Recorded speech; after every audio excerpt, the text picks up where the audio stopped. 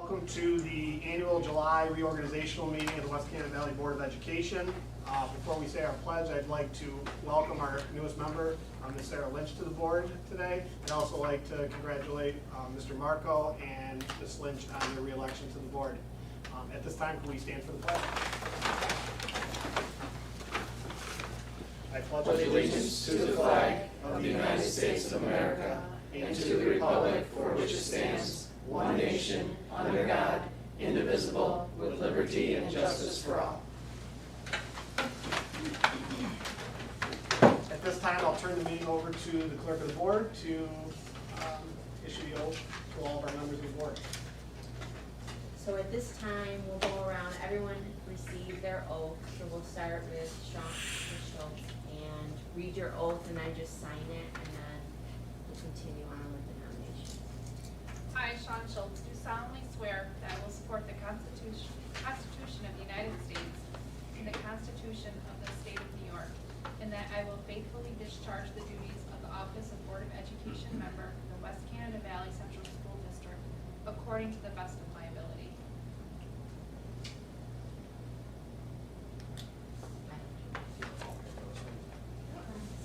I, Sarah Northup Lynch, do solemnly swear that I will support the Constitution of the United States and the Constitution of the State of New York, and that I will faithfully discharge the duties of the Office of Board of Education Member for the West Canada Valley Central School District according to the best of my ability.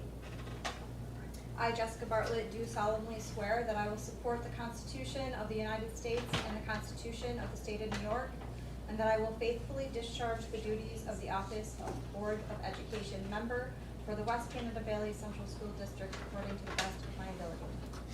I, Carson Marco, do solemnly swear I will support the Constitution of the United States and the Constitution of the State of New York, and that I will faithfully discharge the duties of the Office of Board of Education Member for the West Canada Valley Central School District according to the best of my ability.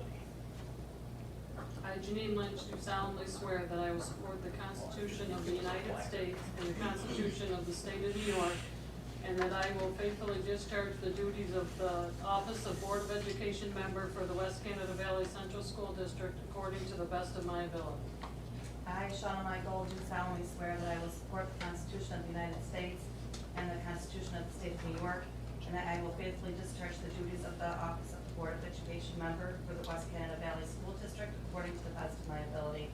I, Roger Kemlin, do solemnly swear that I will support the Constitution of the United States and the Constitution of the State of New York, and that I will faithfully discharge the duties of the Office of Board of Education Member for the West Canada Valley Central School District according to the best of my ability.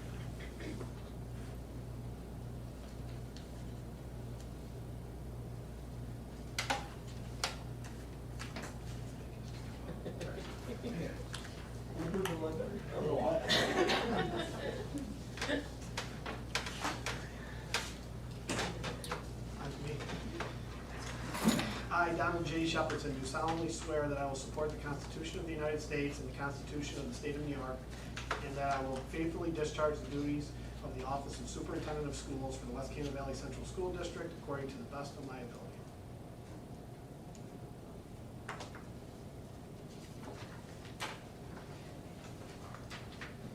So then at this time, we'll ask for nominations for president for the board for this year. I would like to nominate Sean.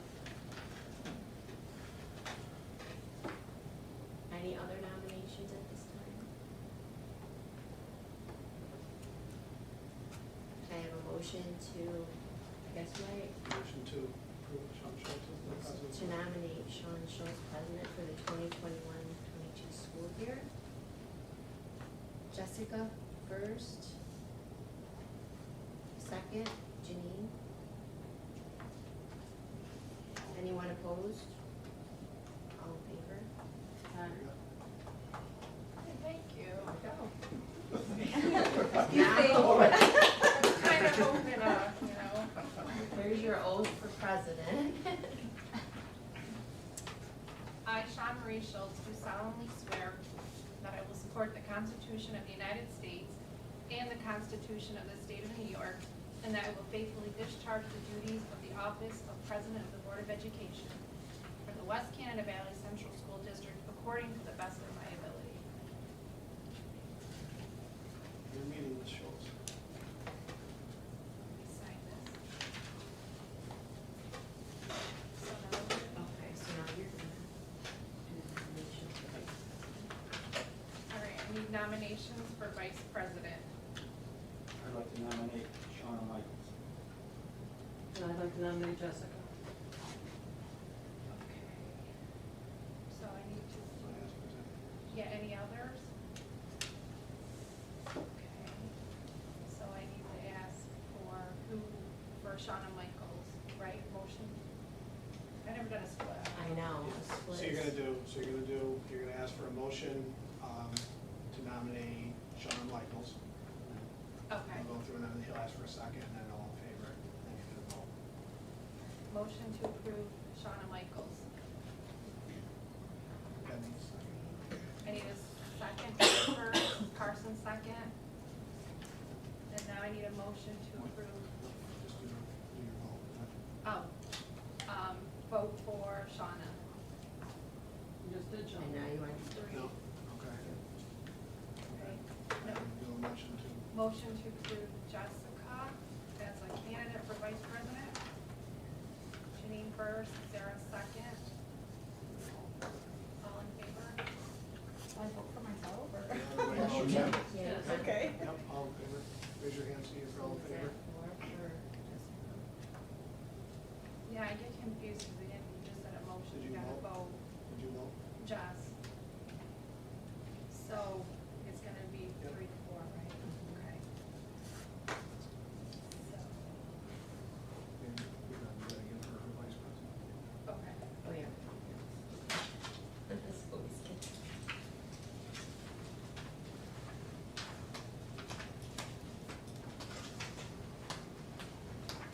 Okay. Here's the vote for vice president. I, Jessica Bartlett, do solemnly swear that I will support the Constitution of the United States and the Constitution of the State of New York, and that I will faithfully discharge the duties of the office of Vice President of the Board of Education for the West Canada Valley Central School District according to the best of my ability. Write my name in there, or do you have to type it in? No, you can put it in. It's-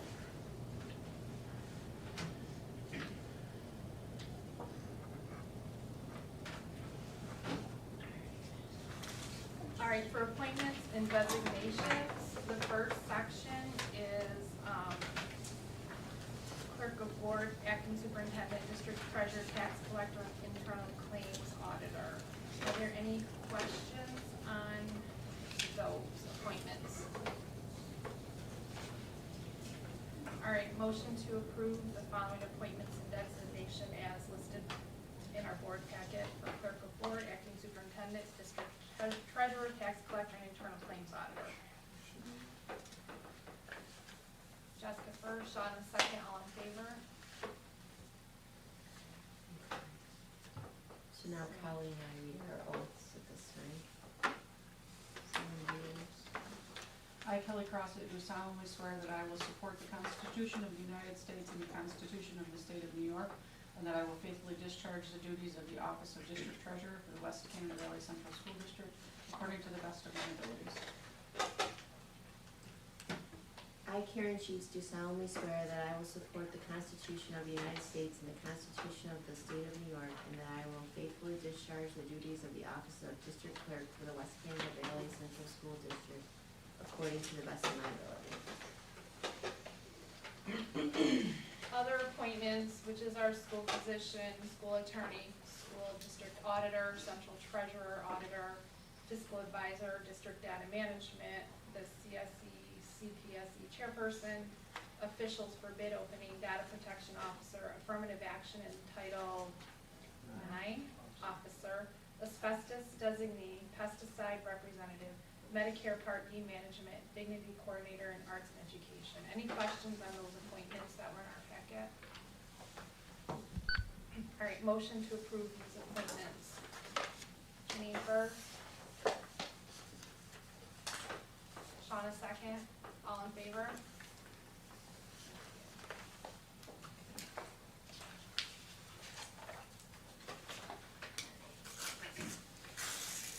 Board designations, which is our official bank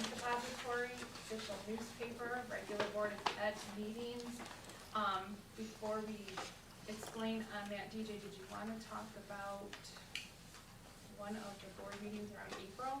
Yeah, so if you look at your attached list of those scheduled board meetings on the back of your packet here, you'll see, obviously, we, traditionally ours is the second Monday of the month, so you'll see most of these are all the way through here.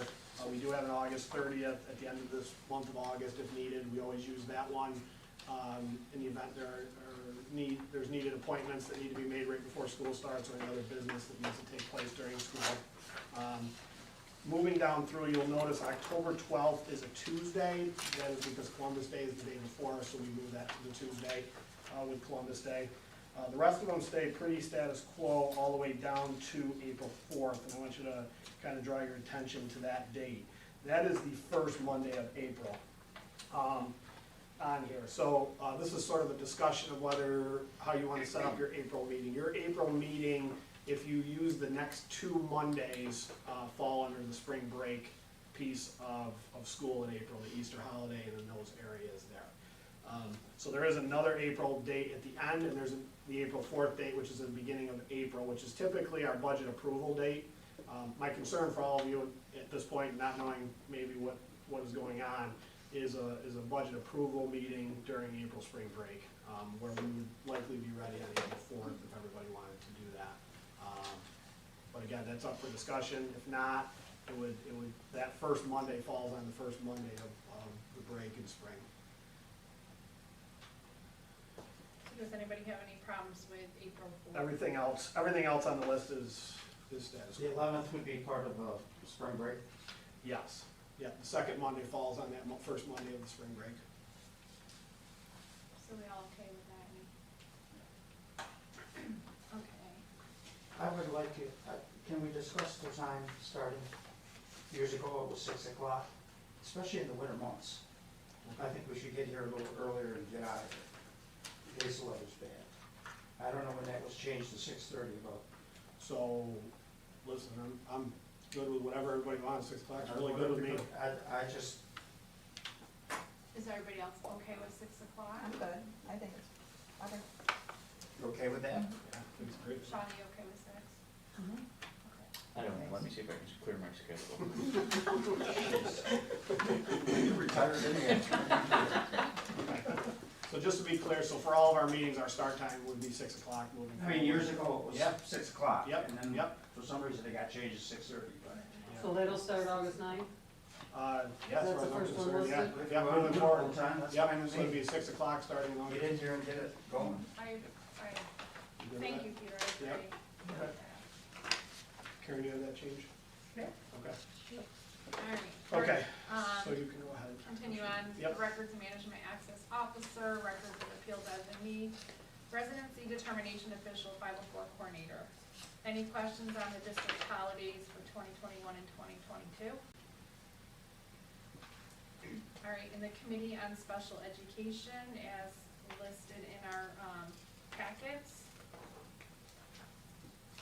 And then the Committee on Preschool Special Ed, as listed in our packets. And then the Impartial Hearing Officer, which was attached in our packets, the Surrogate Parents, which was attached in our packets, and the Central Drop-Off Points, which was in our packets. Any questions on any of that stuff? All right, I need a motion to approve the board designation. District Holidays, Committee on Special Ed, Committee on Preschool, the Impartial Hearing Officer, Surrogate Parents, and Central Drop Points. Jessica first, Janine second, all in favor?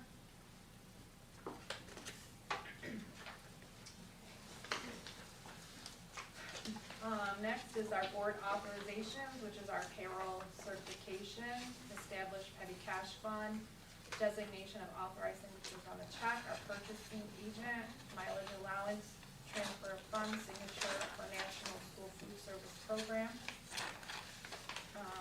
And the rates, which was in our packet, which is the board had established for the following rates, which is that was in our packet and was part of our board budget, right? Yep.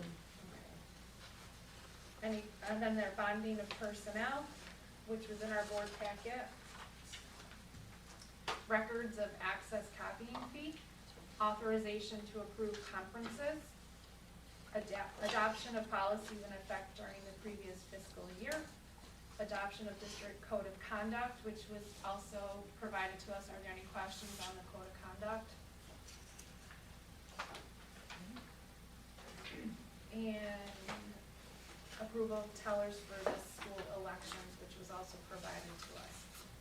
So if no questions, I need a motion to approve the board authorization, binding of personnel, records access, copying fee, authorization to approve the conference, adoption of policy in effect during previous fiscal year, adoption of the district code of conduct, and the approval of tellers. Janine first, Sarah second, all in favor? Thank you.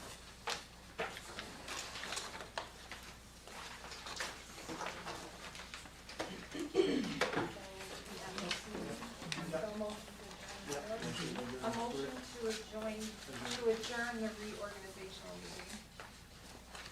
Peter first, Jessica second, all in favor?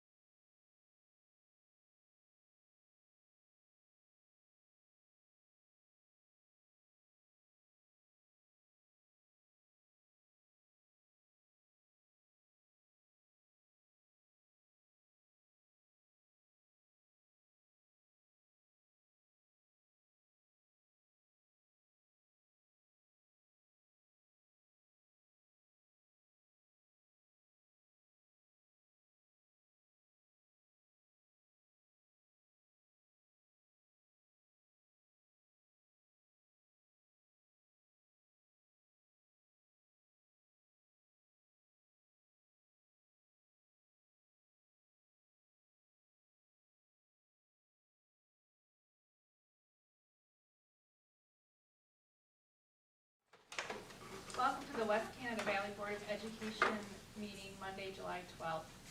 Please stand for the Pledge of Allegiance. I pledge allegiance to the flag of the United States of America and to the republic for which it stands, one nation, under God, indivisible, with liberty and justice for all. For the consent agenda, are there any questions prior to any motion? I have a question in regards, I don't know if this is for the groups. Is that part of the forms or whatever? Yes, you're correct. Okay. I have the BAA, who has had $3,400 in plus. But they dispersed $2,751. The girls' GAA has $13,000 almost, and they only dispersed $400. What's the big discrepancy there? Why are the boys dishing out more money than the girls? So, my only answer without specifics of what that was is that that must have gone out for something for boys' athletics, that disbursement. In terms of the difference in discrepancy, I would think it's in the amount that they've raised on different groups. The girls are raising more money into the accounts than the boys. I don't understand why, this is some extracurricular. What did the boys get that they paid that kind of money out? Yeah, so that's some of the stuff they pay for in the summer leagues and the summer camp things that come out of that for the boys. The girls don't get, they don't, Yeah, they did, well, if there's a charge for it, yes. but they only got 400. Yeah, so I don't know where they're playing and whatnot, but that would be Okay, there wasn't and much movement with that this year. these other people here, the West Canadians, the student council, did those people get paid during this semester we were in? West Canadians, no, we didn't approve all those. Okay. The only ones we did were the musical, because they did the virtual Yeah, they did musical. the musical. Yeah, whatever ones I brought as we went along. Okay. So, yeah, there was no Alright. memberships. Most of these clubs stayed pretty status quo. Year I truly would like to know what went on there, because that's a big discrepancy, big. in terms of the total, Mr. Cumler? Yeah, Yeah. GAA and BAA. Yep. I'd like to know what went on there. What Okay. sports camps are they paying? Not camps, usually the leagues and things, the off-season leagues that cost money at different places that you go to, and so forth, not individual camps for kids and things like that. But if there was like a team camp that somebody was going to, or something our teams were doing, the BAA and GAA will do things like that at times.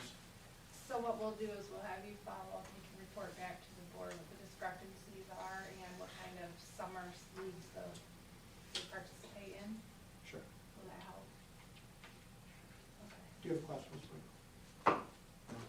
I do, as long as we're on to this. Yep. Yearbook. Yep. We made $1,400 off the yearbook this year. How many yearbooks do we sell? How expensive are they? So the year was- $65. $65. You have to buy so many. There's a minimum I don't know, $65. You made $1,400 off it. I think that's a lot of money myself, going back to these kids. The parents are dishing out enough for this, that, and the other thing, and then we're sitting in here, you already got, well, at the beginning of the year, you had $2,500 in it, and now you got $3,900 into it. What are we saving it for? We're gonna have a yearbook party? That's ridiculous. So you think it should go down? I don't know what. Yeah, I do think it should go down if that's the case. If they put 14, I don't, how many do we have to buy? So, I don't know off the top of my head, but they also raised some money through the yearbook this year where they sold ads. Well, we used to do that all the time, so that's a no-brainer. We used to do that when I was in school. Probably back when Pete was there. So, EJ will have you follow up. You on should do that, too. they should do that to I keep the think cost it's down. something they kinda went. The old school, we knew what was going on. So, And we'll have more follow-up back to us on the yearbook, on what the increase is from last year, how they got that, more issue. And I don't think they're all sold yet either, because they're not coming in until August, Yes, and so they'll have leftovers that'll probably still be sold. yes. And they already, so they made 1,400 and got Right. 20 left over, who knows? Yeah. All right, now I got a couple other ones, quick, on these cash disbursements on these warrants. Just a quick question, I see some of these things we paid twice in 1 month. On 6/9, we paid, for instance, Brown and Randall and Orkin and blah, blah, blah, and then I see at the end of the month, 6/29, we paid them again. do we pay a month at a time, or what, I mean, do we No. pay a month behind? Why are we paying twice in 1 month? On June 29th, we try to pay everything that we can to get it into the correct fiscal year. So June 29th is for this year, It's a so the cleanup. 6/9 was for the last month. Right. And this was for this month, Right. June, Right. okay? So is So we that, don't have to carry it forward as an accounts payable. is that the same with the storage containers? Was that, we paid that twice, on 6/9, and then we paid it again on 6/29. And that one I'd have to pull the invoice on. Well, I I would think hope it's that we just- didn't pay for July, because we said last year, or at the beginning, we were gonna buy them things. I would hope July 1st, when the budget starts, that we cut a check and buy them, if that's what we're gonna do. Yeah, we wouldn't pay it in June for July, no. But we paid it twice. We paid it on 6/9, I'll pull the invoices and see what it says. we paid it on 6/9, and we paid it on 6/29. $300 is $300.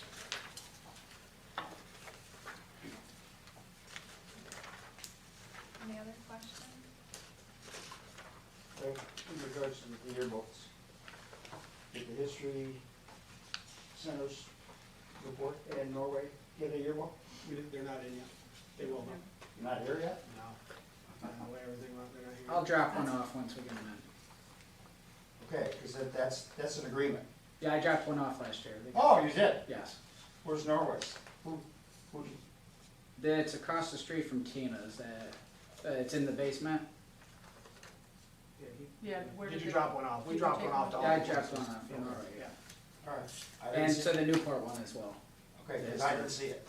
And then I think the Middleville Newport Library got one as well. Mr. Broadbent, was there an expected timeline on that, you know? for the- Mid-August for the yearbook Yep. is what we were told. Is that because of the COVID and all that kind of stuff? COVID, they shut down for a little while, we had trouble Okay. getting photographs throughout the year from kids, and there's a lot of COVID stuff. Thank you. All right, motion to approve the consent agenda as presented. Jenny first. Jessica second. All in favor? All right, now we're gonna hear from our administration. Sorry about that. Mrs. Holmes. So we started our summer program, very successful. We had 38 out of the 40 students show up. First week went great, no problems with transportation. The teachers are all doing the Orton Gillingham that they were trained to use. We've currently got 38 kindergarten registrations, and I'm in the process of doing the master schedule and the class lists. I'll be sending out notifications to all parents the first week of August with the name of the new teacher and a supply list. How many kids did you say are? 38 out of 40, and one's supposedly coming this week, we'll see. Oh, Do the students have any regulations in regards to if they miss so many days, they're done? I didn't come up with an attendance policy for the summer only because I really, really want them here as much as possible. But if they don't come, do you assume that? If they don't come, I call, and if the parents tell me that they're coming next week, they're on vacation, you know, the summer, there's lots of vacations. What I've been telling people as they call is as long as they notify me, I'm fine with it, and they're gonna go on vacations. And then if they don't notify me, I keep calling until I get someone on the phone. But like I said, so far, we're literally talking about 2 students. thank you. Mr. Doherty? As far as fall sports, everything I'm hearing so far looks like it's gonna be back to normal, which should be really, really good news for everybody. The football schedules were done, but now they have to be reworked because originally some of our crossovers were gonna be the Section 4 schools. We've talked about that before, but they backed out, so we won't have our completed football schedules until mid to late August is what they're telling us now. The Boosters Kickoff Tournament for soccer is still scheduled for September 11th to 12th. Our girls' teams are gonna be Notre Dame, Old Forge, and Sherburne. The boys' teams for that tournament are Canastota, Camden, and Sherburne. As far as winter sports go, the schedules are also complete. They're all up on Schedule Galaxy now. I have not heard any word on indoor spectators yet, so we're just gonna have to wait and see how the fall ones go, hopefully, before we have a better idea on that. No word on indoor track yet. That's a Section 3 run sport, and that's all over at Utica College. Last year that was shut down because we couldn't get in there. Nobody has said anything yet whether that's going to be able to happen. This year we are adding on another tournament. The girls are going to have a tip-off tournament, which will happen the Saturday and the Sunday after Thanksgiving. That'll be here, it'll be just like the boys that we do over Christmas break. It'll be Brookfield, Sherburne, Earlville, and Westerland, and then it'll be a JV varsity for the girls, they'll play 2 games each. And then the boys tournament is still going on, that's Holland Patton, Central Valley, and then we just picked up Adirondack today, so that tournament is complete now as well. Spring sports, no schedules have been completed yet for that. We started ordering all the stuff, the supplies for athletics this year. The outdoor banquet seemed to go pretty well last year, so I'm kinda just letting everybody give me their input if that's something. If you guys end up doing your graduation outside and that's something you wanna continue doing, it was nice, everybody was spread out, nobody was cramped, it wasn't 1,000 degrees. Fall sports signups are posted in the hallway, I've emailed every kid in the school. I'll put something else again on Facebook in another couple of weeks about anybody get their names out there if they haven't talked to their coach yet. And that's about all I got. Any ideas and numbers yet? For Football? right now, he's got 24 signed up. How about soccer? Soccer, it's hanging on the wall down there. I think there were 11 kids on the list right now.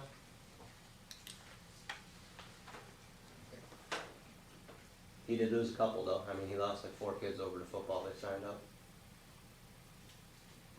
That's a low number.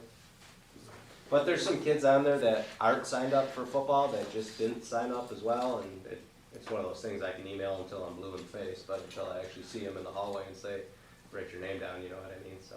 So a few years back, if you remember, we talked a little bit about this, this football, soccer, the numbers that you need for both of those sports and the numbers we have as enrollment in the school. So, it kind of goes in little, it's a trend. So we had some kids that enjoyed their football experience in the spring that are going to be staying with the football team. So, those numbers are a little bit up from what we've been the last few years, and that's what happens on the other end of it, just for our total numbers. So we had an issue, if those of you that were here a few years back with soccer, we ran just JVs, correct?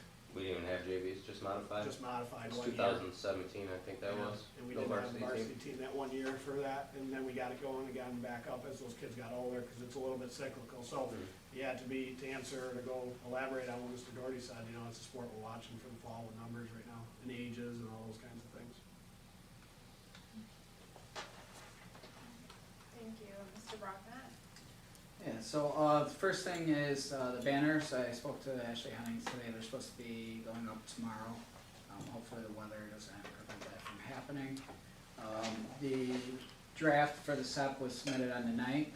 The final copy is due on July 30th. The state will review the draft, give me some feedback, meet with the team again probably once more, make any changes that they recommend, and then submit it for final approval. Summer school, it's started the past week, and it seems to be going well so far. I haven't heard anything, any issues or anything like that. Numbers are pretty packed at summer school, but we have about the normal numbers that we usually have here. Other things going on is we're just finishing up some schedules, making some minor tweaks to student scheduling for next year, AIS, just making sure they're getting the support and help that they need as we move into this next year. If anybody has any questions about any of that? Mr. Ray? So summer school started last week, so we have 7 bus runs going now. You see them around the area. We're bringing our elementary kids, and then we're also transporting about 20, low 20s for the remedial stuff in Frankfurt. DOT inspections will be here on July 20th. That'll be the first one of the summer.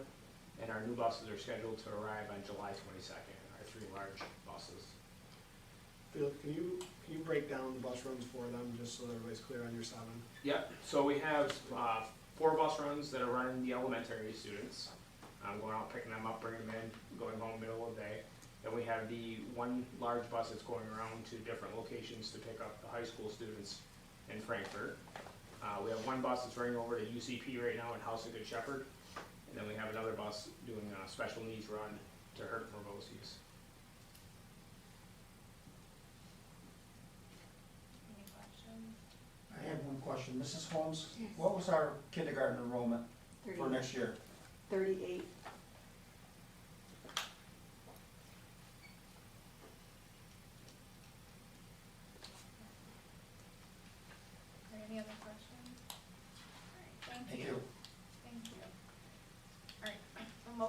to go into executive session for appointment personnel matters, including review and appointment of employees and contract negotiations. Janine first. Jessica second, all in favor?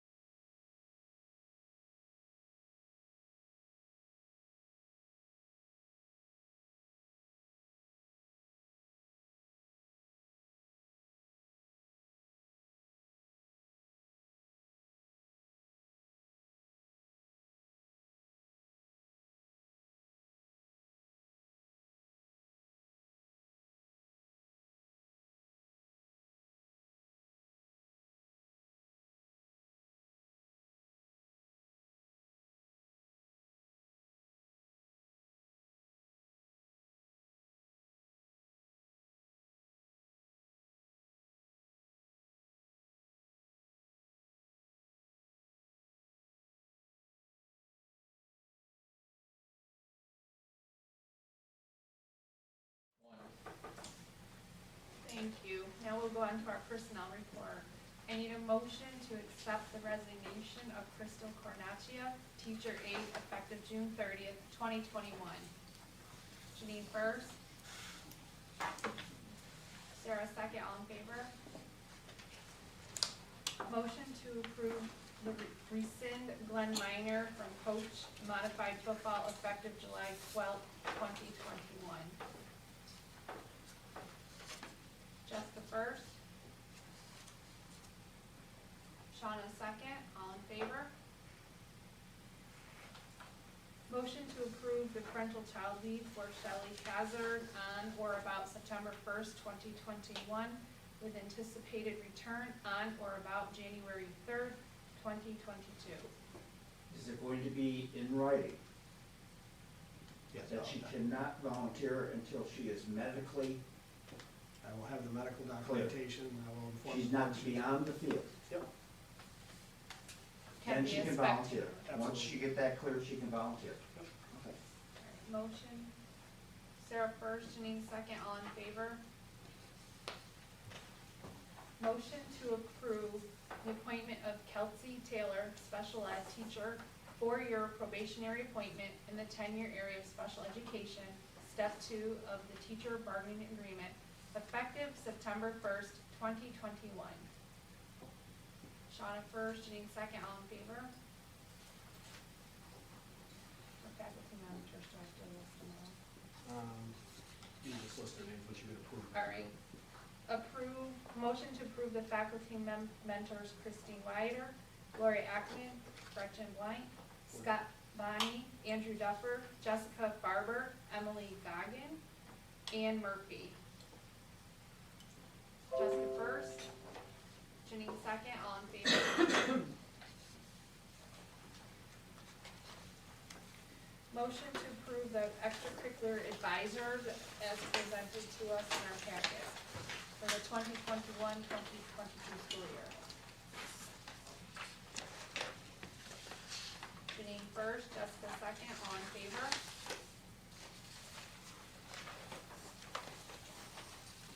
Motion to approve Crystal Cornacchia, substitute teacher, teacher assistant, monitor aide, K-12 per the district approved rate sheet effective September 1st, 2021.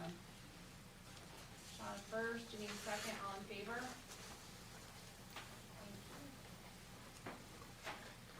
Thank you. Can I ask one question? Sure.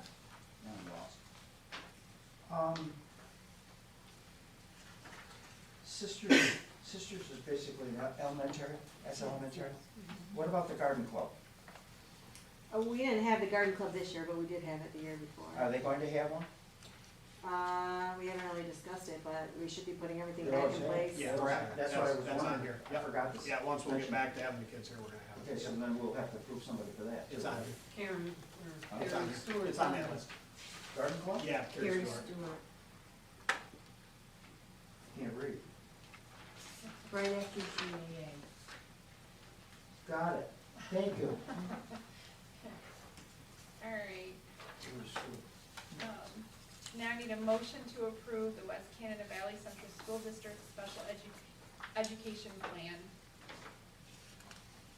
Janine first, Peter second, all in favor? Discussion items, DJ opening plan? Okay, so obviously this is, our pandemic, COVID-19 and so forth has been an ongoing discussion each month. So I try to provide you with an update to the best of my ability of what I know, each month, and then kind of build off of that. So I don't know a lot yet, even into July here.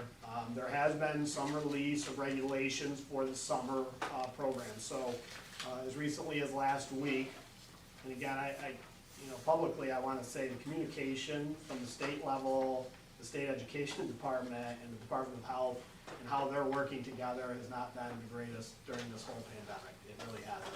So, if Mrs. Holmes doesn't mind me using her as an example, she emailed me about summer program and the changes, and I had absolutely no email from that. And to this day, the only email I have on those changes that I got from anybody was the on the board editor that all you got. That's the only email I've gotten in regards to the change in summer program.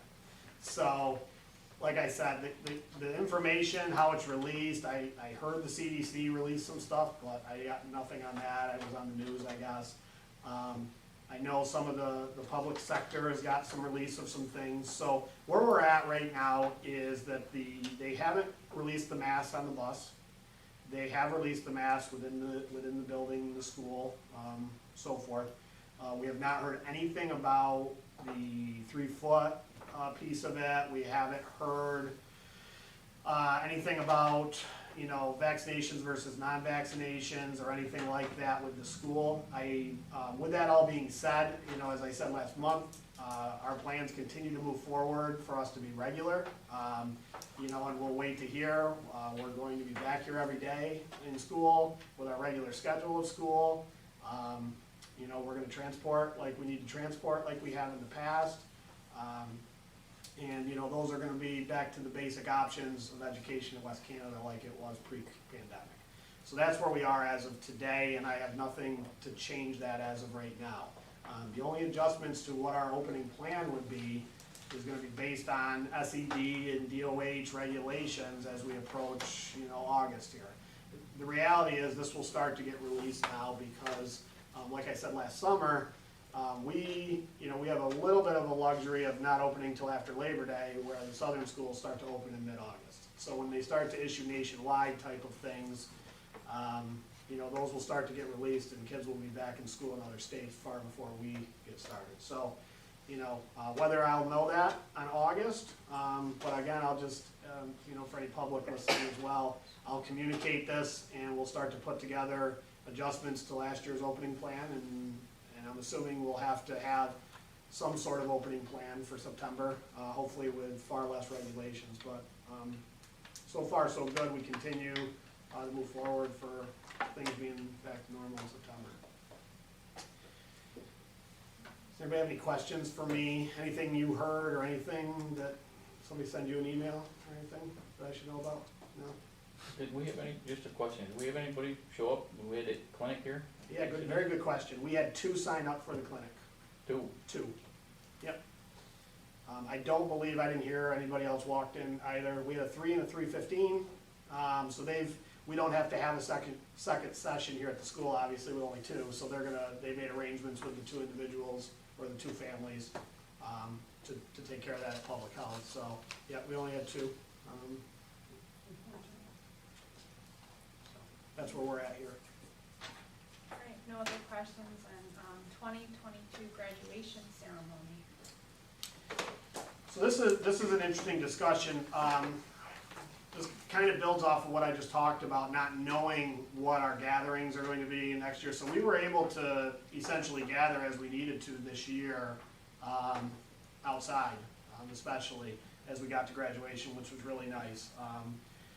And we were able to hold our in-person banquets, our honors banquets, our 6th grade moving up, our pre-K graduation, our athletic banquets, all those things were able to be held in person this year. So that was, quite a jump from the previous year. We were fortunate that the year before, Mr. Broadbent was able to secure the tent. As you can imagine, that's in high demand for outside ceremonies right now. So we were able to secure that basically a year ahead of time, just making an assumption that we likely would have been outside. Now, the reality is we probably could have moved inside this year with the most recent regulations and so forth. However, staying status quo, what we planned for worked out pretty well. I would also say that the week we had here, in my opinion, and at least some of the opinions of others that I spoke to about it, people generally liked being outside. They liked the week ceremonies. They were all in that last week. It was kind of a nice conclusion honoring, our graduates, our high honor students, our athletes, our 6th graders that will be coming up. So it was kind of a nice week, and the one day was really busy. We had 6th grade and we had 2 pre-Ks, and then we had a banquet that night, so an honors banquet. So there was some good days out there, and we had really good attendance. The value of that here is essentially, in a lot of ways, we're unlimited out there. So when we do use the auditorium for different things, especially graduation, we are limited to the number of seats we can. And there were people that took advantage of the opportunity to come to graduation that probably wouldn't have been able to if we were in the auditorium. So, you know, the discussion is kind of twofold. I won't go as far as saying you're making a decision on forever here. You're more making a decision on next year. To say that, especially as those of you that are watching the news, that there's you know, some evidence, I guess, of some COVID increases across the country in different states. I certainly can't predict where the school year will go or where that'll go or anything like that. You know, the safe way to do it for another year would be to schedule it outside and schedule the week, and we'll tweak a few things in terms of the tent. You know, if we can sit closer together, maybe we can get some of our graduates up in the air a little bit, if we can get some risers and so forth. And we can do a few more things if we know we can bring them a little bit closer together. I can move the tent closer to the school too, so anybody who's on the hill can see. We were unsure of how much space we would need, so we were conservative on where we put the tent, so that we had space for the people coming. But you know, after watching all the ceremonies all week and seeing the attendance, we had great attendance, and we still had some space there. So we could move it a little bit closer, so even people who don't maybe have field seats, because we still would have to restrict the field seating like we did this year. But if it's close enough that, you know, some of you sat there yourselves, the hill spot's a nice spot as well. So, you know, we can spread out as much as we want to go there. So a couple things as I turn it over to you is, you know, we can stay status quo. I can talk to Mr. Broadbent about reserving what we need to for next year, schedule in our banquets like we did this year outside. That's the safe way to do it. Or we can say, let's get back to the auditorium, let's get back and using that and going from there, and we won't order the tent and go from there. So that's really where I'm at. I'll answer any questions you have or concerns. I just kind of want some guidance, I guess. Before not that I didn't want your guidance, but we were pretty stuck on what we were doing, if anything. Now, you know, it's a little bit different at this point at least. We already have risers though, correct? So if we even put the students on one set of risers, like the front row sits on the ground and the second Yep. row Yep. can go up on risers? There's some We have- potential, some things we can do with risers, yeah. Might be able to get some risers if we needed them too. But I haven't really gotten too far into how that would work. Whether we can put some platform boards so it doesn't sink too much into the ground, the risers when the kids are on and those kinds of things. There's some things that we just gotta look at, but I think a tent that's a little bit higher and shorter with the kids in with little risers, we can create a little bit more. We might be able to rent some more of those chairs or get some more chairs that are out there if we needed to. People seem to like their own chairs too. And we had enough for people, I think, that didn't have chairs, so, you know, but we can look at that. I mean, it can be as formal as we need it to be, or want it to be. So I don't know, thoughts on where to go? I'm not saying, you know, in 2026 we're doing it yet, but, you know, are we looking to stay outside for one more year for the class of 2022? I enjoyed it, I'm gonna be honest. I was at a couple of them, and I think people felt better not sitting on top of each other like we do in the auditorium. I Or think it makes how many sense. seniors do we have coming up? This is one of our bigger classes, so I'm thinking we're close to the 50 56 something. to 61? Are we that big? I think so, 51? 56 to 61. 51? I'll just say 50. I'll put down 50. 60. Yeah, I think max out of 60. 61, 56 to 60. 61 if I'm I taking. think we've got a class like this. Right, I'm trying to think about the junior class. Order the tent, Order 10? and that's what I say. I liked it, but I just, for graduation, I don't know, how Sarah feels, but I feel like the parents were all nicely dressed and then they're like carrying their camp chairs and all that, like, Mhm. if we could just have chairs for them, Yep, for the ticketed people, and then everyone else could maybe bring their own chair? yep. I don't know. Just Yep. a thought. I like the tent. You can't see the seniors, which is sad. They're in a it's gotta be, I think it's gotta come together a little bit. Yep. But I do firmly believe you've gotta have a backup plan, because if one rip, snort, and storm goes through here, you're not gonna sit out there. So I would say you sell tickets according to that, they could get into the auditorium. If you're outside, you know, outside. But if you don't have a ticket, you can't get in the auditorium if we have to move it inside.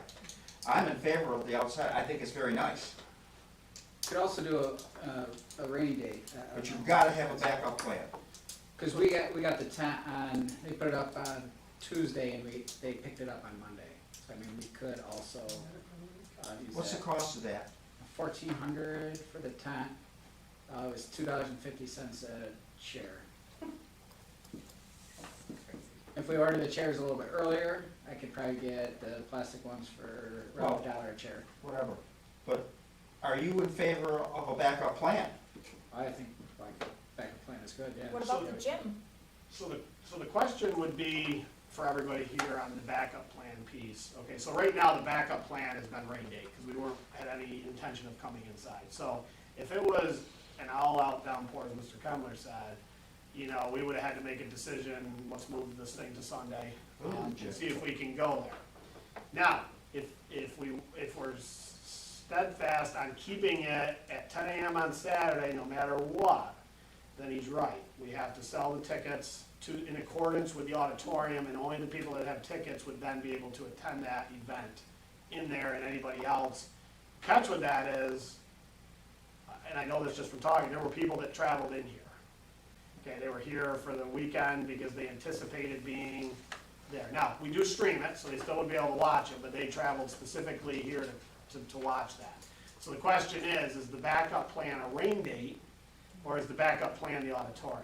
Can you do a big screen in here and have them sit in here? I've watched college graduations in the library. I I can do couldn't it. get a ticket in the auditorium, so I sat in the library and watched it. Probably better to do the live stream to the auditorium, because you can darken it and have the live in the gym. Well, I would still do live stream, but can you have it in here also? Here's the deal. I can do whatever we want. It's just, Okay. Well, we can work on it. I can do whatever we want. I can live stream. It's gonna be live streamed across the country. So I can, now that we have all this technology, and Mr. Stone over there, you know, he can do anything. So we can stream this thing to wherever we wanna stream it to. I can set up other rooms for people if we are gonna do that and make it jump, say, listen, Saturday's gonna be real bad, it looks like. We're gonna move it into we're gonna move graduation to the auditorium, for the ticket holders, and the spillover, you know, areas are gonna be set up elsewhere. We gotta figure that out. Or here or the cafeteria. Knowing that I'm gonna have to make a serious weather decision ahead of time, because that's not as easy as a snap of a finger to do that either. So I gotta, you know, that's harder than a snow day probably for me to figure out on Saturday whether we're gonna be outside or there with a tent that we purchased. So from my standpoint, it's gonna have to be bad for me to cancel. That's how I felt. Like a little bit of rain and umbrellas is we were going. I would just not I like, wish somebody would take a picture of it. Yeah, That was really unique. yeah, But my only concern about outside is, yeah, let's get the seniors together so people can see them. yeah. We can't see them. Yeah, Right. we were still Have kind the of under umbrellas spacing. on top of it, nobody behind you can see. Yep, No, I know. they gotta have risers or something that they, Yep. just like in here. I agree. But do it out there. I agree. I mean, I'll go, I'm, whatever you wanna do, but if you do outdoors, which I'm in favor of, you gotta have a backup plan. And I'd like to see it. So I think we're in agreement to get the tent. Okay. Do you Get the tent. shorter, taller, we want risers, More chairs. and then, And price of the chairs. and, you know, chairs for those downfield, and then we will, knowing there's gonna obviously be a backup plan, and we'll work the logistics out for the year, and you'll keep us updated what the backup plan will be. Will that work? Sounds good to me. Yep. Everybody Yeah, the okay big with thing I that? need to know is if I'm ordering a tent. So from there. So a number of chairs for the guests as well, you said? Yes. Yep, okay. I think it'll, you know, again, I think it'll look more classy. Yep. if We Agreed. have chairs formal, like a wedding, you know, Yep. outside wedding, Yep. versus all the camp chairs everywhere. Agreed. While we're on graduation, what about the kids that didn't show up? Yeah. Do we have to read their name? If they're not there, We don't have to. We typically have each year. We've gone down through the list and list the there graduates. was what, 6, 7, 8 of them that didn't show So up? this year was, There's some again, medical issues. for- yeah, so this year was a little unique with a few different things. Kids leaving town, kids that were online, you know, different things. This was really unique. So we had more, but typically we'll have a couple that won't show. How do they get their diploma? We get it. I personally dropped it off to anybody who didn't, attend the Let's make ceremony. a policy, they have to come and get it. Save me a trip, I guess. If it's medical or something, I mean, If if they it's got a good medical excuse, but if they ability, just then blow it they off give you a and reason decide to to not come come here. and get it, you know, they don't deserve the recognition, but if it's medical or something going on, I understand it, but, Military or something like yeah, that, that's but if it's acceptable. just not showing up, if that was the problem, I just don't, that's just my opinion. I don't think they need the recognition. They can't take the hour to come and get it. The names really shouldn't have been read. Unless it's medical or military.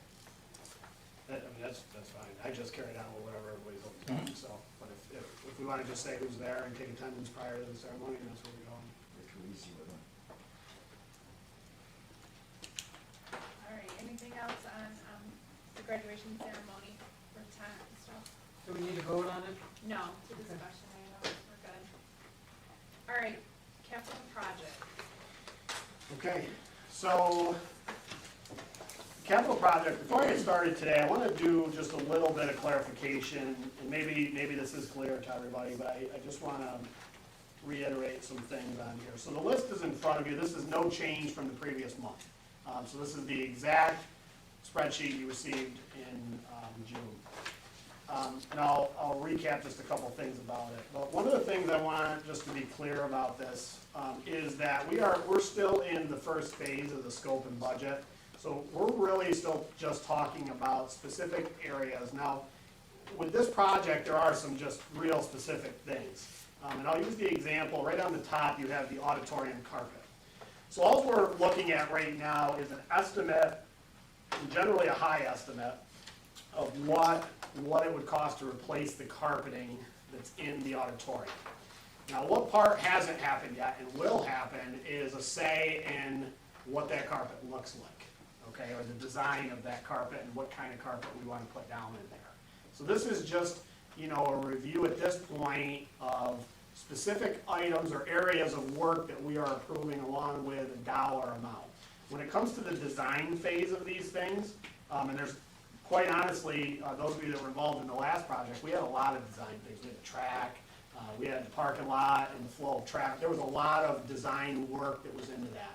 This project doesn't have a ton of design work. I use the carpet as an example. There's also things on here like the bleachers. So what we're approving or moving toward, if we wish to approve, is the concept of putting a bleacher system out on the football field. What that bleacher system is going to look like in the end is not part of, we still have to design this. So what they do is put together a high-end estimate to give us some leeway to design that thing, and then we have to design that within that cost. We may decide that whatever cost is on this bleacher, that we want a shorter section of that bleacher. We don't want it that big. We want to reduce that cost. We still can do that. The design pieces of this aren't done. So as we go through this, you know, I want to make sure I was clear, and I don't think I was completely clear with everybody on that, because I don't want you to feel rushed. I really don't. And we can take as much time with this as we need to, if there are specific things that you're unsure of or not wanting to. But to be quite honest, in this project, you know, some of the stuff that's in here is not really a design type feature. If you look at everything that's on this list that's in green, that's shaded in green for you, those are the areas that are dealing with, in some way, air quality within this building. That is associated with the federal money that we talked about last month that can be used for purchases to improve the air quality. So you'll see things like controls, exhaust fans, the humidification unit in the pool. Those type of items are all under air quality. And we have, you know, a fairly large amount of money that we can use for those types of things that are in here. So we started to dwindle this project down, or break it, I should say, into two parts and dwindle the main project down by maximizing those federal funds. As you get into some other areas, there's some other areas that we're looking at that we can do much cheaper on our own, you know, like replacing the drinking fountains that would be pulled from this and so forth. as you flip to the last page, and again, I can go through every single one of these with you as well. That's where you get into, you'll see on that last page, the bleachers along the track, and you will also see the air conditioning upgrades to the air quality units that we talked about as well. So when you look at this entire project, the total cost estimate right now, with everything that's on all three of these pages, would be in the area of 4.9 million. Now, do I think it'll be 4.9 million? No.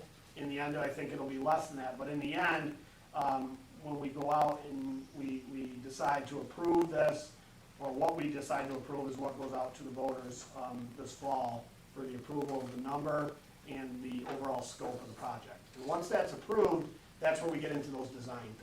Okay, then we get into, okay, it's approved, we're moving forward. What do we want these bleachers to look like? What carpet do we want? If we're painting somewhere, what do we want this paint to look like? Those kinds of things. So that's sort of the process we're looking at here. And as you requested last month, you had this copy to kind of hopefully get a chance to look over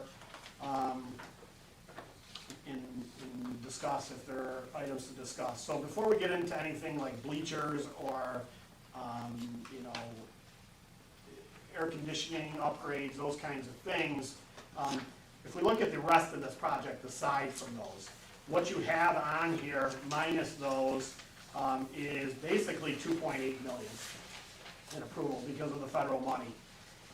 And then you'll see the breakdown as it increases as we include these other things into the project, going from, you know, from the base of 2.8 to,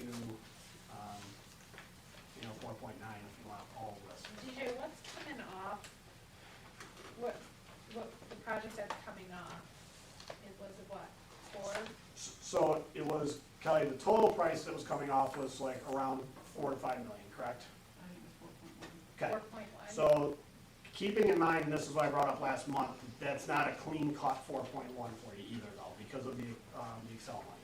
So really, you're looking at around 3 million that's coming off, maybe a little less than that, that's coming off when you're going apples to apples, because of the, think of the Excel money you used as how you're trying potentially to leverage this federal money, it's the same thing.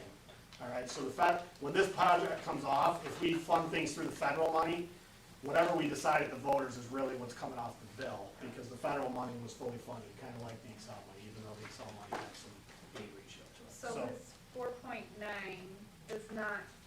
is in addition, the 1.4 that's federal fund is above and beyond 4.9. Yeah, so if you remember originally, when all this was on paper, it was 6 point something, yeah. So we were able to leverage a whole bunch of that. So in turn, the federal money is allowing you, if you wish to do so, to do about $6 million worth of work for potentially 4.9. I want to caution you, and those of you that have been in projects before, typically, when the project is done, we have not spent the amount of money that we went out to voters to get. Okay, so we set a cap, and we underspend that because either you know, bids came in lower, we made some adjustments to lower things, whatever that might be. Now, you have access to that money to do other things if things come up during that time to use that money.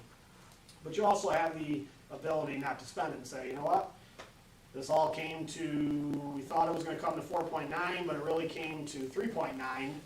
You got $1 million, and we get back at this table years down the road here when this is all done, and we'll say, you have $1 million left in the approved budget. What do you wanna do with that? Do you wanna put it toward, you know, the debt? Are there things you want to do with that? And you could go back out for approval for other things that you want to do with that money and so forth. But you have flexibility with that amount of money. Here's the catch. With this project, I don't know what the dollars and cents are going to be. The first project you did, you know, we did really well with bids and all these kinds of things. But those of you that are out there trying to do things around now, things are very costly right now. Things are more expensive. Will that trend change by the time that we're doing this? I don't know. You know, so those are just some things. So that's why you see these numbers. They're always going to be really, really conservative with high numbers on this, because they're not going to promise you work to be done and then the bids come in and they're not even close to that. So, you know, these project people like Chase and Synthesis, you know, want the bids to come in under this amount of money. So you're gonna see a number that's a little bit higher in most cases than you're likely going to get in bids. But again, who knows, you know, I'm just giving you a little bit of history type thing. So, before I get into the bleachers and the air quality, cooling systems and so forth, on these lists, as you got a chance to review those, were there things that came up on here that you had a question about, not necessarily just dollars and cents, but just a question about the actual work that's being done?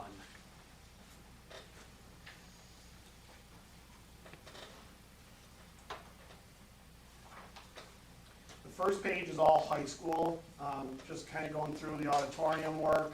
You've got some lighting and exhaust in the high school gymnasium. You have the pool unit that we already know about. I did look into some of the pool history for you, just to give you a little bit on the pool. You have done some work in previous couple of projects, prior to the last one that I did with most of you. You did some work on the painting. You did some work on PVC piping underneath the pool, running some lines and things that are down there from the original lines that were there. You did some things with the soundproofing, again, dating back, some of these weren't all done in the previous project, they were done in the previous project and there. But this is the work that's been done since the original pool. The areas of work that we're looking at is obviously the unit on the roof, which is causing some of the humidification issues that we have in there that we already know is on our building conditions.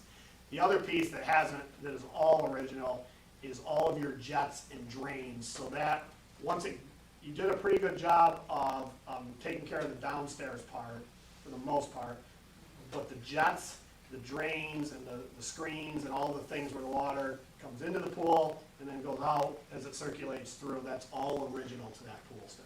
And that's what we're focused on in this work that's here, is that other stuff that wasn't done beyond the work that was done in your own previous projects.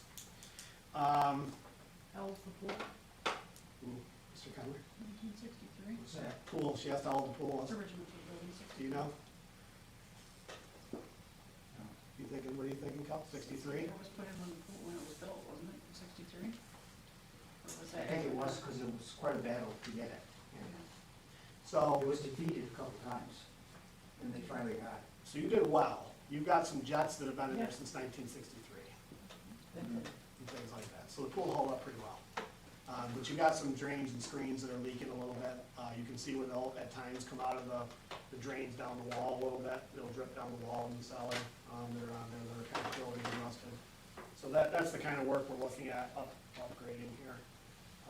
And obviously a lot of this, Number 7, DJ. yep, It says something with the fans exhaust, yep, you could use dark ink or whatever you wanted to use Yep. on this. yep, That was removed in 2010. yep. Dampers do not function as designed. Why weren't they fixed? Or can't they be fixed? So, yeah, go ahead, Cal, if you know the They answer. were modified as much as we could to get them to work properly. So who did we buy them from? They were part of the 2010 project. Yeah, but I mean, a company had to put them in there. We didn't go back down the company to get them. They came in and tweaked them as much as they could, but the problem is there's no exhaust to hold them open. So part It's of, not a sealed room, because the exhaust comes in from the boys' locker room, that big vent, Yeah. so there's no way to seal the room. And the way those vents work is air pressure is what opens them. There's no way to build the air pressure enough to open them. So it was the architects, they should not have designed that for us. I'm trying to think what we put in there. We put in all new. Might have been 2014, I'm not positive. But I don't understand why we don't go back on the companies that put this stuff in and say, get them out, put the ones in that belong there. I don't know. They work, make them work. I don't know, I give up. So the remaining exhaust fans on everywhere you see in here, a lot of your exhaust fans got taken care of in the last project. These are the remaining exhaust fans that weren't included in the last project. The second page of this, Now, let's go to 22. oops, sorry. First page. Yes, yep, I'd like to know, and I think I've asked Yep. before, Yep. when did we put those doors in? They're not more than 5 or 6 years old. so Cal, do you know? What is wrong with them? I'm putting you on the spot, Cal, because I forgot about this one. The high school gymnasium doors, do you remember what project those were in? So I'm gonna go with myself here, with using the gym quite a bit, coaching here. I would say that those gym doors were done, if they were done after 2000, they were done in a project between 2000 and 2010, just from remembering how I pin them open for coaching and things like that. I can't even, and I was here in '98, I can't even recall what the old doors look like there, so Were they done when the floor was done? I'll tell you, I'll go a step further. Mr. Steep was superintendent when those doors were put in. Okay. But those doors are like brand new. Are they the gray ones? You talking about Yeah. the interior? So you gotta, yeah, so those, From the gym to the hall. What's wrong with them? We took the old ones off, yeah. we put the new ones on, they still look brand new. So that's What's wrong with so them? that's something we can look at. There's some, I mean, there's a potential that we could look at those doors and look at some mechanical type things to them. The biggest issue with both of our doors right now, well, the elementary is original, is the locking mechanisms that are in that. So there's a chance that we could reduce some costs there if we can figure out a way to secure that area during a lockdown drill. Right now, if I go around to those gym doors, I probably can get in them if I'm a bad guy. Well, to be quite I'm just honest. saying, if it's a lock, let's Yeah. fix them. Yeah. We don't need $100,000 of doors. There's nothing wrong with them except the lock, I think. Is that true, Mr. Doherty? Is the locks bad on those doors? Do they lock? I think they're. The doors will lock. They lock. I would agree with you. Do I think that 4 doors, steel doors around the high school gymnasium are gonna cost $100,000? No, I do not. I do not. Even if we replace them, I do not think they're gonna be anywhere near. But I will definitely look into those, and as long as we could potentially make those secure, I can look into reducing that. Yep. Like I said before, I personally believe when we do this, Yep, when we get to the final stage, we need, as a board, to walk and look into this stuff. yep, I We agree. need to see the stuff that we can see Agree, 100%. before we start hammering. Okay, I'm sorry. Nope, you're good. Good questions. Page 2 is your elementary school on the top. Not a ton of work there. On the top of number 3, stairwell penetration, you replaced all the roofs, you put metal roofs on all those small roofs in the last project. There is some, and this is a fictitious number at this point, because there's some design issues with the school that was built in terms of how that meets on those angled roofs and so forth. It's causing, even with you can put on as many roofs as you want to, it's still getting in through and down the wall at times.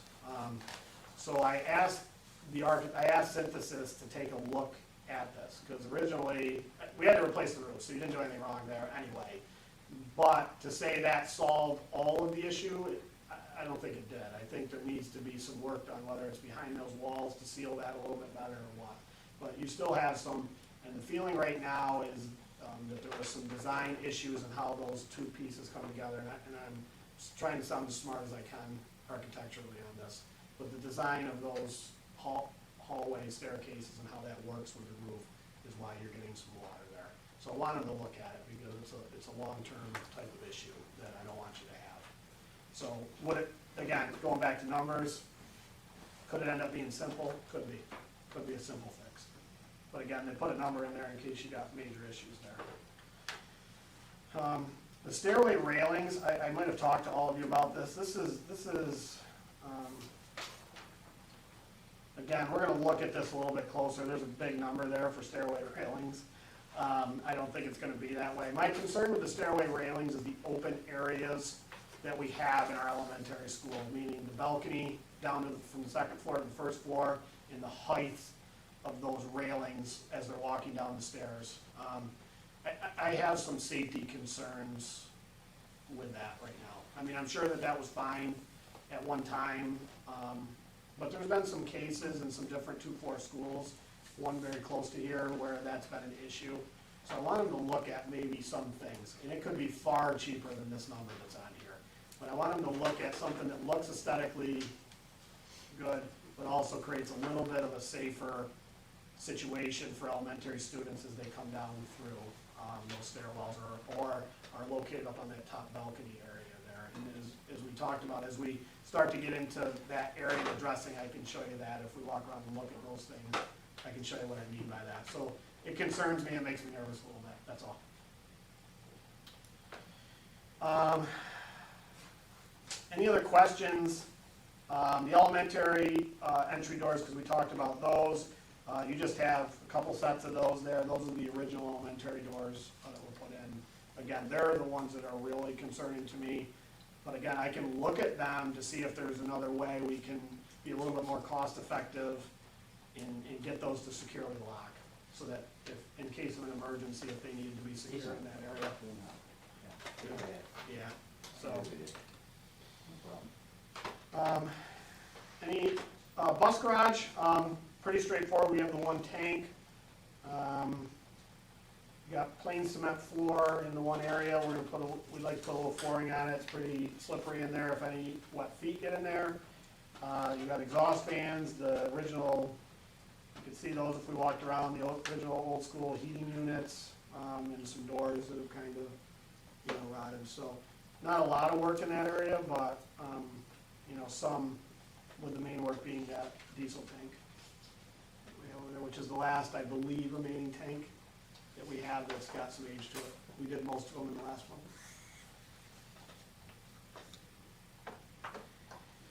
So, any questions on the elementary school or bus garage? Any clarifications on that? Any concerns on any of those items?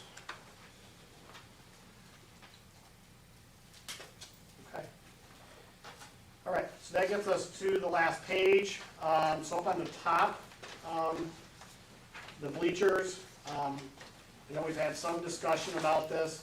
So the general conceptual concept of the bleachers is a bleacher system that would be designed to be put into that hill system. The width of that is up for determination in design, which essentially the wider you go, the more seating it provides, the shorter you go, less seating. There'll be a limit on obviously how many rows that we'll be able to have with the area between the top of the hill and the fenced area. It would include new gates into there with some handicap. Obviously, anytime you do anything, everything has to be handicap accessible, so there would be ramps, different things like that, and so forth. So all that would be designed into the hill for the bleacher system. I mentioned before, we had questions about, use of the field and so forth. Mr. Doherty, you can fill us in. We had some pretty good crowds for our league meet this year. Our football crowds tend to be pretty good. Our track meets, especially if we have more than one team here. We've hosted sectionals here before.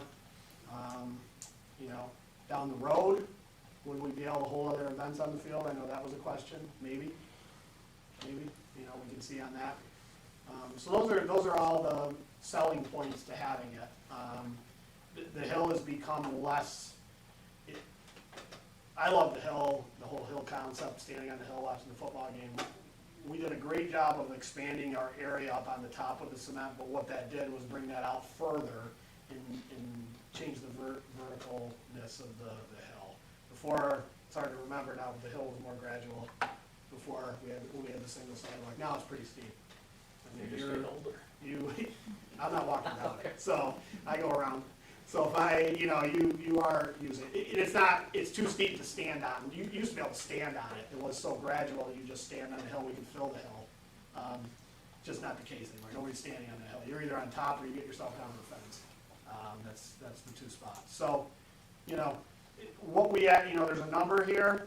I apologize. Oh, what does it say? 500? Is that what it's saying? 527. Yeah. So this price is based, again, I think it's a high number, but it's based on seating for 500 and something people. They would design it to what it looks like, and we could see, you would be able to see that, they approve the design and so forth. So what you're looking at here is, do you conceptually want them to move ahead with the designing of some football bleachers, based on what you see here, and then we take a look at that design, and we go from there. Or do we wanna scrap it, and that's just not something we wanna include in the project? I'm for looking at bleachers out there, only because we put in that new track, and I know we can enhance it with more leaf beats. Football, and then just at graduation, that hill is really declined. And forgot to bring over something about graduation. We have to look at, if we're gonna continue doing it outside, how are we gonna help our, people with physical disabilities and or have trouble walking? There's no way, we don't even have a golf cart to bring them down like an Adultville has. I saw some people struggling, trying to get down on that field for graduation. It was a far walk all the way down and down, trying to get them on the grass, so those are just some things, you know, for bleacher. They could sit and have to walk as far, or we look at. Staircase down into. And you'd have to do a ramp too, Yeah. so I just think, you know, if we're gonna go that route, and, you know, we don't probably need a 500 seat, but that's just my opinion. So the bleacher system would create a handicap accessible to get you down to the field. If you're talking straight graduation, like you said, though, that only gets you to the field. You still gotta get to wherever, you know, the seating is, like you were saying, you know what I mean? So we could, I mean, in general, we could set up a system in graduation or any other ceremonies that we have where we're coming through the main gate, and, you know, anybody who needs, transportation out to the field, we could get that set up. That was definitely one of the things that we wrote down after graduation, so we could create a system like But that. even, cause when you walk around out back there, your Yep. bleacher system would be right there. Yep. They don't have to walk Yep. far. Yep. So that will help. Yeah, so for that case scenario where we were talking about graduation, we probably would take them around through one of the main gates that we could drive through, keep that open, and drive them out to their spot. What we would do in that situation. So you would, I mentioned about steps being to the two entrances on the ends. You down to said the something field. about the steps. Yes. I thought if you put steps in there and a ramp Yep. for wheelchairs, I mean, it's, Yeah, if you could, I mean, you could create you could go no bleachers, and you could say, listen, we want access and gates down to there that's handicap accessible, so you'd have stairs and ramps to get down there, and no bleachers. I mean, you definitely could do that. We need some handicap access I beyond think what there's we have. ways to do it. I like the hill, always have liked the hill. Stood on it for many games, big games, thousands of people. The hill will still be there, inside. Hmm? And for bleachers. We've lost a lot on the hill through the projects. I remember coming and kids could sit on that hill. You can't sit on that hill. And we lost, I went, shoo.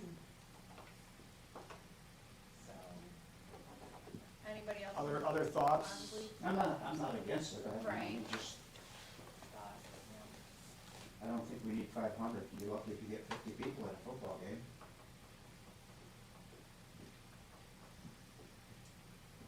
I don't know. I mean, that's just my opinion, I said, you know, best game out there. Just as bad as basketball. So, in favor of leaving bleachers in and being looked at? I'm in favor. Okay. Not hearing anything? Okay. With the design. I will move being forward part with the design of that, yep. Oh, let's get it designed, let's Yes. see what it looks like. Yeah, We don't know what it's gonna look like. Okay. I may not like it. So that gets us down to the air conditioning, or the enhancements of your current HVAC systems in the elementary school. And you also have listed here high school auditorium, which we've had some discussion about as well. So I'm not sure if we're any further or any different, or if we have further thoughts between. No, these can't be part of the air quality under the federal dollars.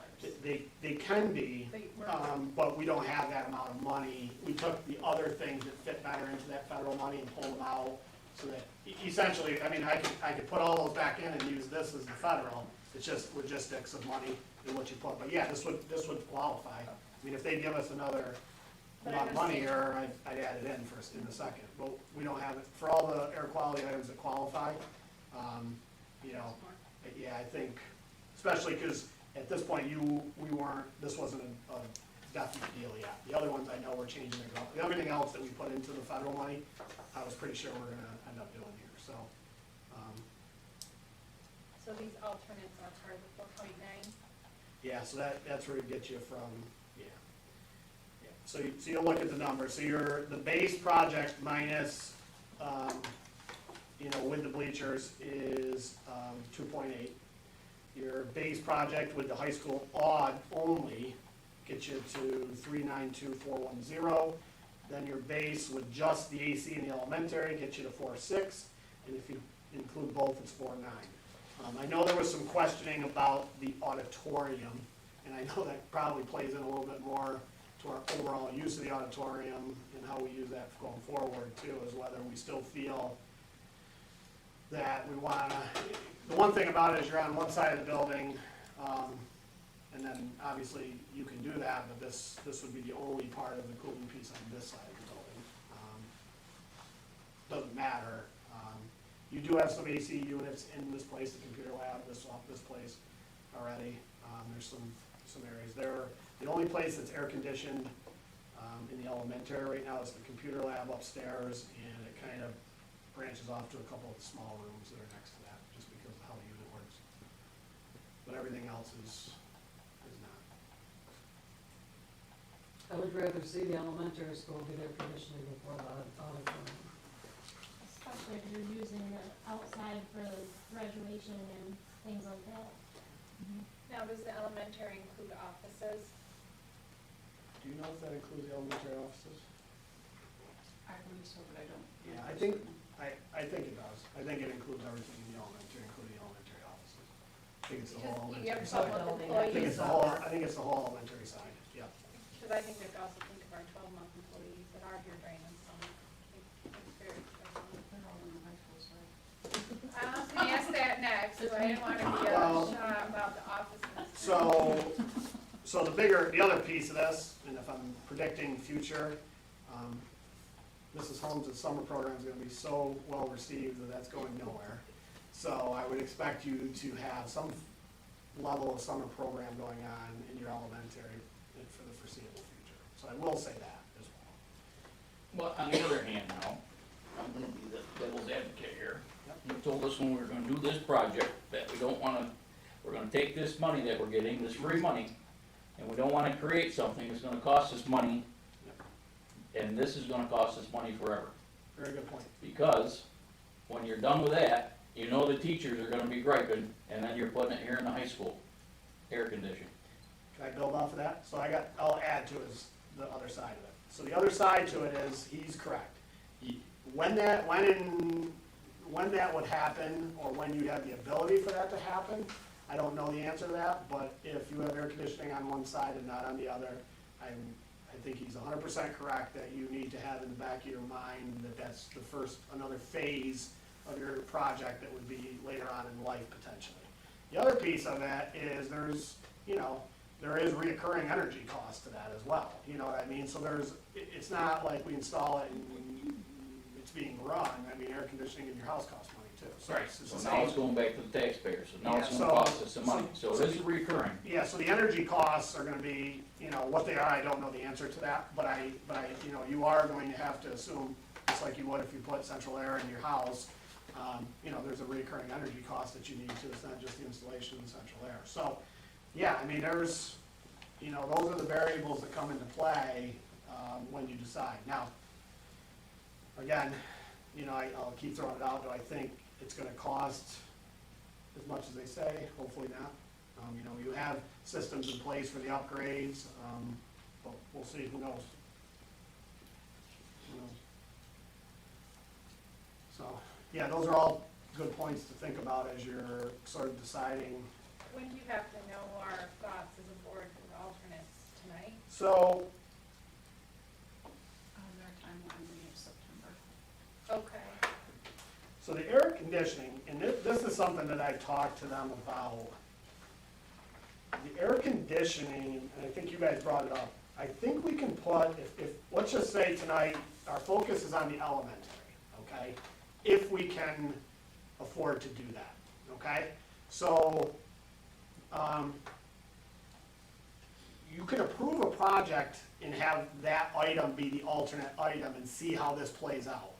So for example, I'm telling you right now, and I could be wrong, that the number's not gonna be that high, but maybe that's an alternate in this project, everything else is in, so we move forward with the base of $2.8 million, and we put the elementary school air conditioning in as an alternate to that, and again, I need to talk to them a little bit more about how that would work for sure. And then we see how the bids come in, and we see how, you know, how the money's being spent, and then, you know what, we think we do, this isn't going to be as big a hit as we thought, on this budget and this project, and we end up sliding that in somehow. I mean, there's some ways to maneuver that.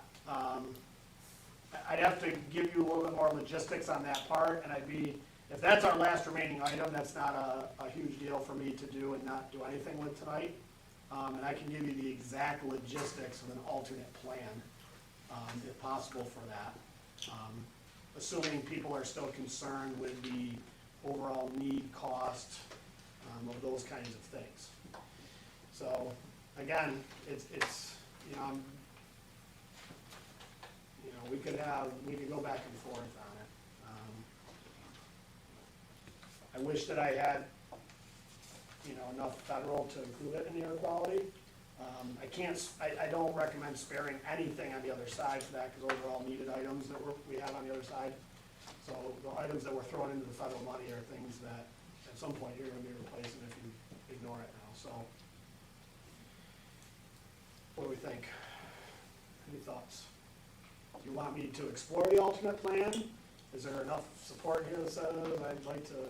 I'm in favor of the base and all that, but that air conditioning it's a hard sell for me right now. It's a hard sell, because you got maintenance, you got everything else is gonna go. It's gonna cost us some money to put it in. Yep. And it's gonna cost some money to keep it upgraded and run it too. Other thoughts, anybody?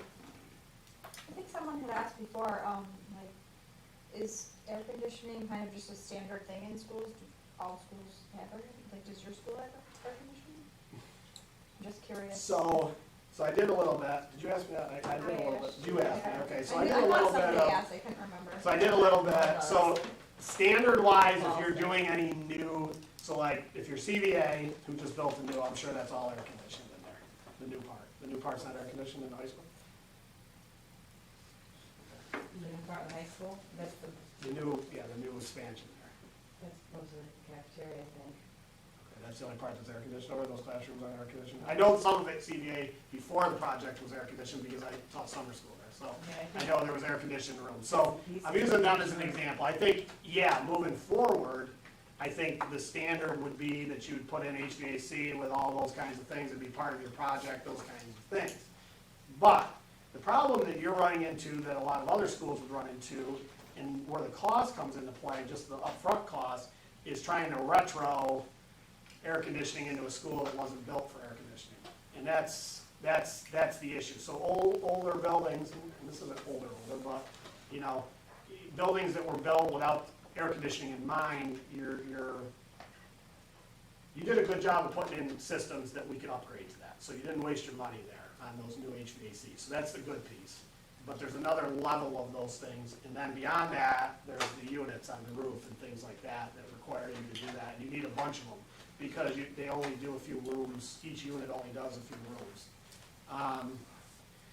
So that's really where it's at. It's just tough, you know. So to answer your question, Jess, I would say, yeah, I would say in general, if you go to some newer buildings, you know, I don't know what Herkimer has, and you know, if their elementary has air conditioning in that newer elementary there. Library, yep, that's it.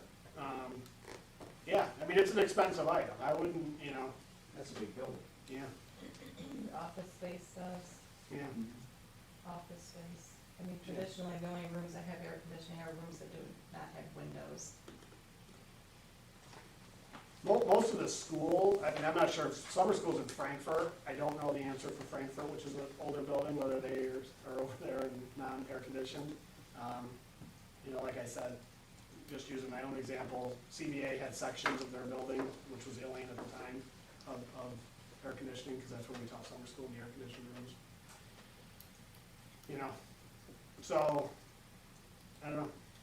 So if you could just bring back up the alternates and then we'll all chew on it one more month and then next month we'll have to kind of make our decision if we're gonna move forward with it or not. So I'll give you, what I'm gonna do is I'm gonna get on the phone with the project team this week. I'll talk to them that we're go ahead with the base project here, and we're ready to move forward. And then I'll clarify some things, and I'll even shoot that out to you just ahead of time, just so you see what I have on that. We'll bring it back to the table for everybody publicly next month as well. If that's okay. Yeah. Okay. All right, thank you. School entrance.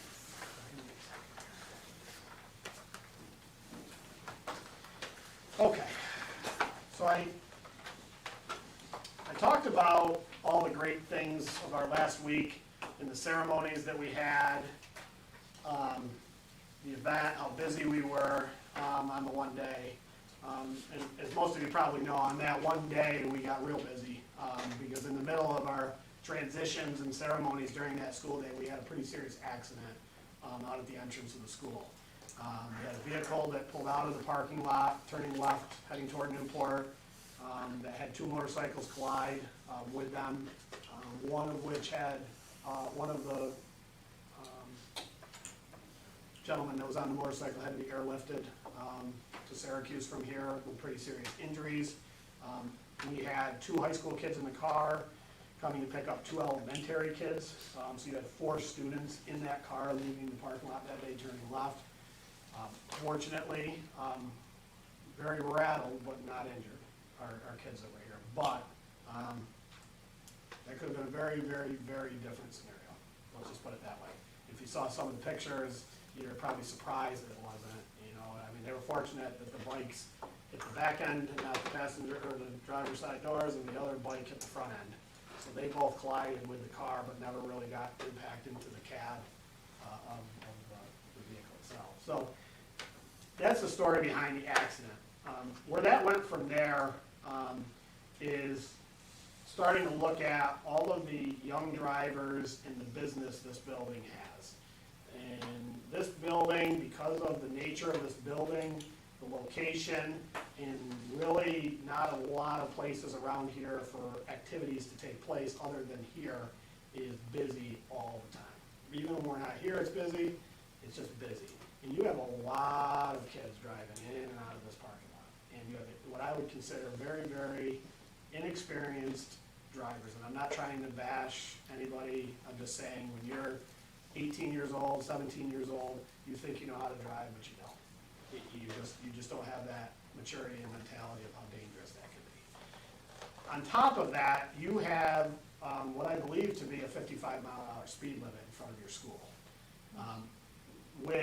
With just a flashing light that wasn't working at the time down on the Middleville side of here that just basically acknowledges that there's a school coming up. It doesn't cause you to reduce speed, it just gives you a caution light.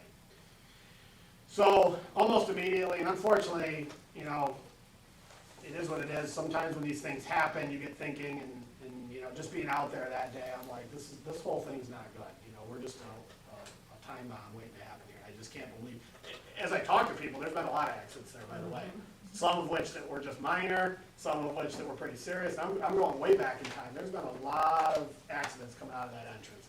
And I will say that if you have somebody who's going 55, you know, likely there's a lot of people going 65 or 70, and that closes, if you leave here tonight and you take that left, you can see how quickly that can close. It's pretty short to the right, and that left, if they're flying, I'm not saying motorcycles were, I'm just saying if they're coming around, there's a car in front of those motorcycles and they're cruising along, you take that left, you may not see them. So I got Mr. Ray, him and I started to talk a little bit more, and I started obviously talking to the others in here about, you know, why that's 55, why there isn't some sort of reduction of speed in a school zone. That's not overly typical. I know we're on a main drag, but it's still a school that has, and even though the school's not directly on the road, we still have people coming in and out of this school. So, you know, has there ever been any discussion about that? So we started that process, and I'm going to kind of turn it over to Mr. Ray at this point, just because he's done quite a bit of work up until this point.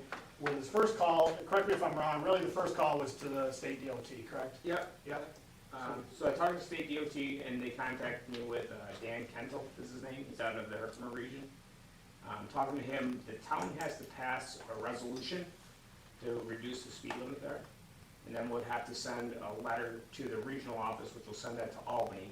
And then they'll do a field investigation on the intersection out here to see about a reduction in speed. And then it's really up to their determination on what they do with the intersection. So there is a process to it. It's not a short process by any means.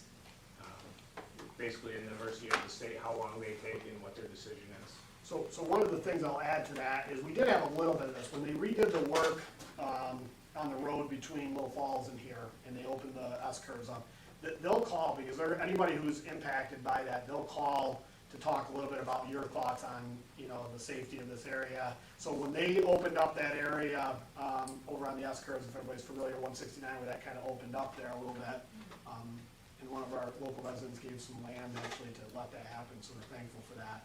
Actually, we talked with him, and then we got involved with that. They want to know, you know, what are your concerns in that area? We had a lot. We had busing, we had stops, we had blind spots, we had a million concerns. So when this process takes place, you know, I'm, you know, pretty confident that we could put together a pretty good case as to why there should be a reduction in speed in front of the school system. Now, what that is, I don't know. You know what I mean? Is it 45? Is it 30? You know, those kinds of discussions are up in the air, but I definitely don't think there should be a 55 from, you know, wherever it picks up in Newport to Middleville or vice versa, that you're just 55 to 65 right across the school here. So we would like to move forward with this. We would like to go and get the resolution process started and get the ball rolling on this a little bit to get it reduced. But again, you know, I don't want to do anything like that without, you know, discussion with all of you. If there's anybody that has concerns about moving forward with that, or an argument to why we wouldn't potentially have them do, I don't know, maybe could they in theory say they're not going to look into it if we pass the resolution? Do you know that? No, if we pass the resolution, they will look into it, and then they'll do an audit on the intersection. Okay. I mean, they put up the stop sign there now on Yeah. White Creek. So the stop sign is at the end of the I street. always stop there, I didn't realize it was a yield, I always come to complete stop. Because you're afraid that troopers bite again. So Mr. Ray got involved with that. So what's the story with the stop signs? So that was prompted when I made the call. I was just telling them how at the end of our parking lot, since we did the project, they changed the yield sign to a stop sign, which really increases the time to accelerate in a vehicle. And I told them how, you know, the White Creek side is still a yield sign, and I didn't understand why they had to change the one at our entrance. He goes, well, that one should be changed too, so they went over and they changed that within a day, I believe. I think I'm in favor, you know, of looking into this, because we do have young drivers, and when you're out here, you've got this like little knoll coming up, and then here you've got this corner coming up, and it's up. Also, you've got, depending on your sun, you know, the sun angle and the time of day, and, you know, having a child who had quite a bad accident out here her senior year, I'm totally in favor of looking to see what we can do for the safety, because, you know, these young kids are coming and they don't have that experience, and, you know, we just fly right through here. I'm for it. Just so everybody knows, I did talk to Nan today, the clerk in Newport, just to let them know that we're gonna discuss this tonight. I believe they're gonna put it on their agenda tonight too for their board meeting. I think they're just gonna discuss it. Are anybody opposed to us trying to move forward, looking out at our front here? Who's responsible for the light that wasn't working? That would be state DOT as well. Yeah, Did they you give also, them that? yeah, so they fixed the light and they trimmed, there were some branches that were hanging there too. They trimmed all that. Well, I'm in favor, hopefully, they change that going out of Middleville, that's speed limit there, right? Yeah, And that's only 40. seasonal, this is, Right. All the time. 65, and it's That's 40 it. I for mean, the that's- diamond mines. And can't be that hard to change it if they change that. That was the result of that accident there too. We've had lots there. We had one when we were in school. The guy I talked to, he seemed pretty perceptive about it. He just said there's a process, you know, Yeah. don't get frustrated, that it might take a while to do this, but Okay. it is a process. If it saves a life, it's worth it. So everybody's in favor of us moving forward? Okay, so I'll keep you posted on how we'll move forward with that. I'll work with Mr. Wright and so forth on that. I do want to just pause for a second though to thank, it was the work of our principals, Mr. Ray and all of our administrative staff and some others that were out there during that situation, because really, everybody that was in this building became the first responder to that situation until somebody got there. And, I mean, you've got 2 injured motorcycle guys, and you got a car full of kids, that are in an accident, and, our principals took our kids over, Mrs. Holmes got Doritos for them, there was a whole bunch of stuff going on. We did they did a great job, they got the parents, we got them over in a separate location where they could be with their parents and so forth, got them away from the accident a little bit. Our nurses went out and assisted to start it until paramedics got here. Mr. Ray blocked traffic, and Mr. Doherty down on the Newport side, so Mr. Anderson was out there on the Liverpool side. So, yeah, it was a good response, it was a bad situation, but I do appreciate your support, because I do think you need to do something out there. And thank you, everybody, for that. Okay, announcements, August 9th, regular board meeting at 6 p.m. And then we do have August 30th, special meeting, if you feel necessary, we can happen first August. Usually we come and do a walkthrough before school and If there's no need for a meeting that night, just so you know, we can still do a walkthrough. We just won't have to have a meeting, we'll just meet to do the walkthrough, if there's no action to be taken tonight. Public comments. We welcome public comments that are related to the agenda. We ask that you be respectful of time. We ask that you state your name, where you live. Please remember you cannot identify specific staff, student, personnel, or board persons. If you need to address a specific situation, we ask that you contact the superintendent directly. And do you have anybody from public comment tonight? No? Anybody online? Do you have anything, ma'am? Did you want to say Do you have any something? public comment? Yeah. No? Okay, thank you.